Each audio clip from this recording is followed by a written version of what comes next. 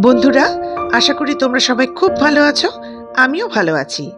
যারা আমার চ্যানেল একগুচ্ছ গল্পের আসরকে সাবস্ক্রাইব করেছো তাদেরকে জানাই অসংখ্য ধন্যবাদ।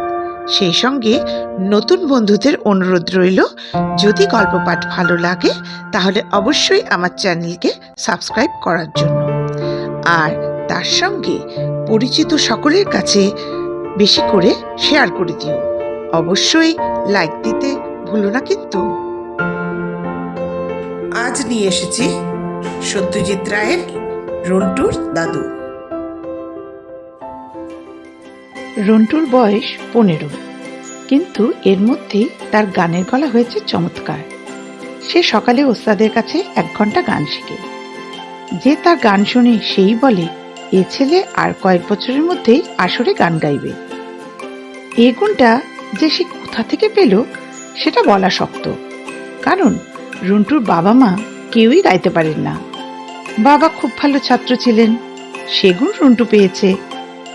আর মার কাছ থেকে পেয়েছে মিষ্টি স্বভাব আর ফর্সা রং। কিন্তু গান? রন্টুর বাড়িতে থাকে তার মা, বাবা, একটি 7 বছরের বোন আর 72 বছরের বুড়ো দাদু। এই দাদুর বিষয়ে কিছু বলা দরকার, কারণ একে নিয়ে গল্প। দাদু অমিয়কান্তি লাহিড়ী 20 বছর বয়সে বিএ পাশ করে তার বাবার পেশা হোমিওপ্যাথি ধরেন। 26 বছরে তার ছেলে জন্মানোর কয়েক মাসের মধ্যেই তার এক কঠিন ব্যারাম হয়, যা থেকে তিনি কোনো রকমে বেঁচে উঠলেও তার চিন্তা শক্তি আর সেই সঙ্গে তার স্মরণ শক্তি প্রায় লোপ পেয়ে যায়। ফলে তিনি কাজের অযোগ্য হয়ে পড়েন। ভাগ্যিস বাবা অনেক পয়সা রেখে গিয়েছিলেন, তাই অমিয়কান্তিকে বেকারত্বের দুর্ভোগ সহ্য করতে হয়নি। তারপর একমাত্র ছেলে বিয়েতে ফার্স্ট ক্লাস পেয়ে ভালো চাকরি পায়। তখন থেকে রন্টুদের আর খাওয়া পড়ার ভাবনা ভাবতে হয়নি। বয়সের সঙ্গে সঙ্গে রন্টুর দাদুর চিন্তা শক্তি কিছুটা বেড়েছে, সেই সঙ্গে স্মরণ শক্তিও। অতীতের অনেক কথাই তিনি বেমালুম ভুলে গেছেন। এরই মধ্যে কয়েকটা স্মৃতি হঠাৎ হঠাৎ জেগে ওঠে, কিন্তু দাদুর পুরনো দিনের কথা রন্টু বিশ্বাস করে না। সে বলে, তুমি সব বানিয়ে বানিয়ে বলছো, আসলে তুমি সব কথাই ভুলে গেছো। দাদু নাতি সম্পর্কটা বেশ রসালো। মাঝে মাঝে দাদুর মাথায় দুষ্টু বুদ্ধিও খেলে। তবে তার একটা আফসোস এই যে তার এমন কোনো গুণ নেই যেটা নাতির মধ্যে প্রকাশ পেতে পারে। রন্টুদের প্রতিবেশী বৃদ্ধ সীতানাথ বাগচি মাঝে মাঝে সন্ধ্যায় রন্টুদের বাড়িতে গল্প করতে আসেন। একদিন তিনি সঙ্গে তার বন্ধু প্রমথ দত্তকে নিয়ে এলেন। রন্টুর দাদুর পরিচয় পেয়ে এই ভদ্রলোকের ভুরু কুঁচকে গেল। তিনি বললেন, অমিয়কান্তি লাহিড়ী, আপনার গান তো গ্রামোফোন রেকর্ডে ছিল, তাই না? রন্টুর দাদু বললেন, তা তো বলতে পারবো না। এক অসুখের ফলে আমার অনেক পুরনো স্মৃতি মন থেকে লোপ পেয়ে গেছে। প্রমথ দত্ত বললেন, কিন্তু আমার স্পষ্ট মনে আছে অমিয়কান্তি লাহিড়ী, হ্যাঁ এই নাম। শ্যামা সঙ্গীত গাইতেন, বছর 50 আগের কথা। সে রেকর্ড ছিল আমাদের বাড়িতে, এখন অবশ্যই আর নেই। সীতানাথ বাগচি বললেন, মণিলালের কাছে খোঁজ করে দেখতে পারেন, তার রেকর্ড সংগ্রহের পাতিক ছিল। দুই বুড়ো চলে যাওয়ার পর রন্টুর দাদু চোখ বড় বড় করে নাতিকে বললেন, শুনলি তো, এককালে আমি গাইতে পারতুম, আমার গানের রেকর্ড ছিল।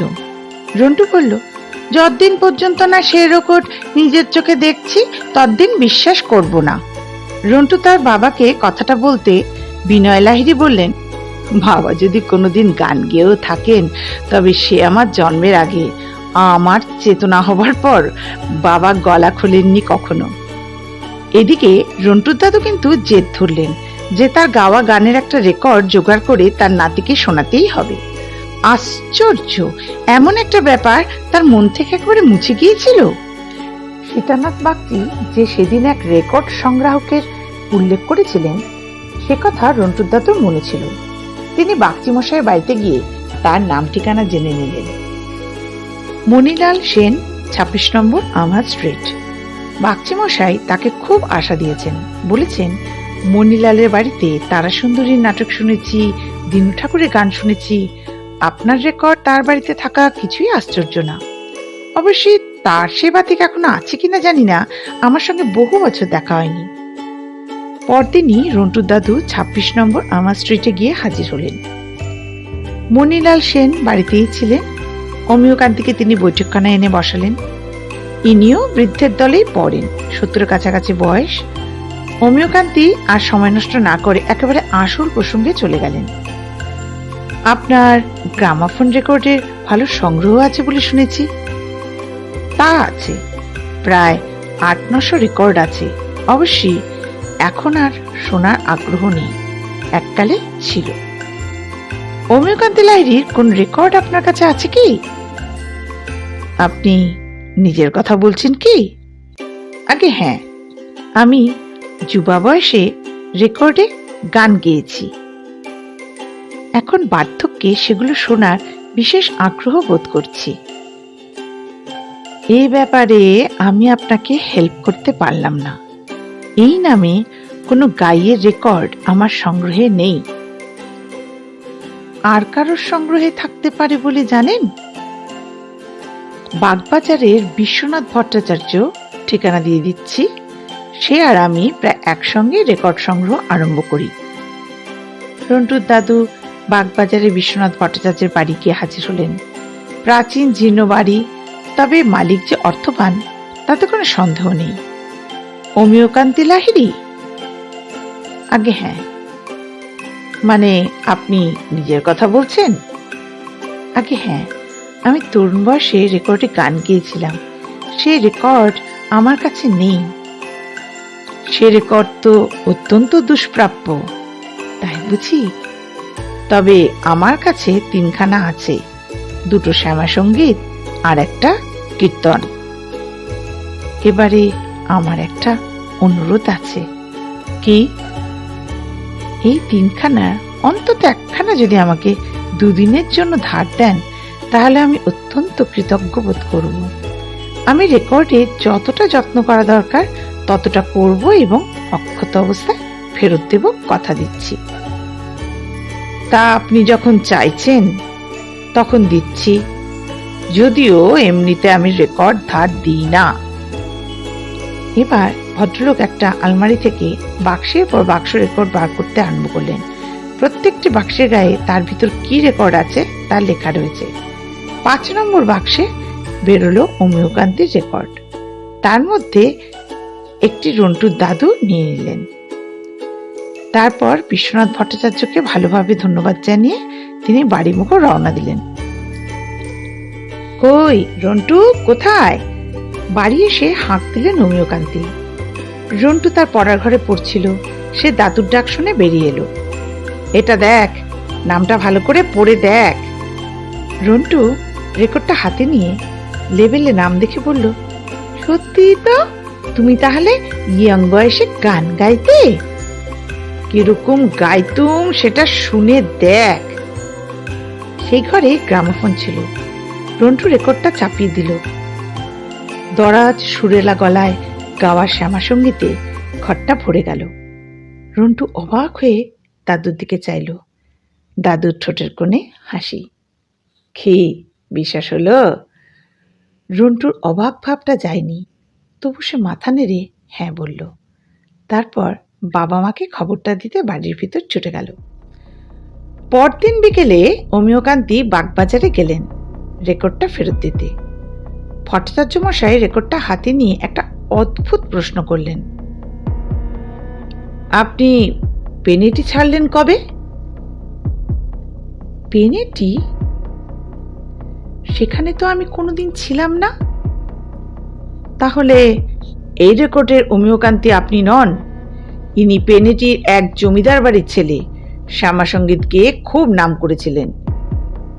রন্টুর দাদুর বুকের ভেতরটা মোচড় দিয়ে উঠল। বাড়ি ফিরে এসে রন্টুকে তিনি ব্যাপারটা বলেই ফেললেন। কাল যে রেকর্ডটা শুনলি সেটা আমার গাওয়া নয়, আমারই নামের আরেকজন গাইয়ের। রন্টু খুব বেশি অবাক হলো না, বলল, আমি জানতাম তুমি বানিয়ে বানিয়ে বলছো। তুমি এককালে গান গাইলে, এখনো মাঝে মাঝে গুনগুন করতে। ঘটনাটা আর এগোলো না। রন্টুর দাদু দুঃখটা কোনো রকমে সামলে নিলেন। এরপর 2 মাস কেটে গেছে। অমিয়কান্তির অতীতের টুকরো টুকরো স্মৃতি ফিরে আসে যখন তিনি রাতের বিছানায় শোন। আজও তাই হলো, তবে তন্দ্রার ভাব আসছে। এমন সময় বায়োস্কোপের ছবির মতো একটা দৃশ্য চোখের সামনে ভেসে উঠল। বিকেলে পড়ন্ত রোদে হেদর ধারে দাঁড়িয়ে তার বন্ধু মোহিতলালের সঙ্গে কথা হচ্ছে। মোহিত বলছে, সেনুলাও রাজি হলো না। তাহলে আর কোন কোম্পানি বাকি রইল? His Master's Voice, Twin Columbia, Odeon, সবার সঙ্গেই তো তুই কথা বলেছিস। হ্যাঁ, আমি বলেছিলাম তোকে যে ওস্তাদি গানের বাজার ভালো না, আর বাঙালি হিন্দু ওস্তাদকে কেউ পাত্তা দেয় না। তুই মুসলমান হলে ব্যাপারটা অন্যরকম হয়ে যেত। আর তাছাড়া আরেকটা ব্যাপার আছে। কি? তোর নামে আরেক গাইয়ের রেকর্ড বাজারে বেরিয়েছে। সে শ্যামা সঙ্গীত গায়, ভালো বিক্রি। এক নামে 2 জন গাইয়ে একসঙ্গে বাজারে চালানো খুব মুশকিল। বুঝেছি। অমিয়কান্তি বাধ্য হয়ে ব্যাপারটা মেনে নিয়েছিলেন। তার আর রেকর্ড করা হয়নি। এই স্মৃতির কথাটা তিনি রন্টুকে বলবেন? অনেক ভেবে অমিয়কান্তি নাতিকে কিছু না বলায় স্থির করলেন। সে হয়তো বিশ্বাসই করত না। আসল কথা হলো, এই যে তিনি এককালে ওস্তাদি গান গাইতেন, তা সে ভালোই হোক আর মন্দই হোক, অর্থাৎ আজ যে রন্টু গাইতে পারে তার একটা কারণ হলো তার দাদু। এটা ভেবেই অমিয়কান্তির বুকটা খুশিতে ভরে উঠল।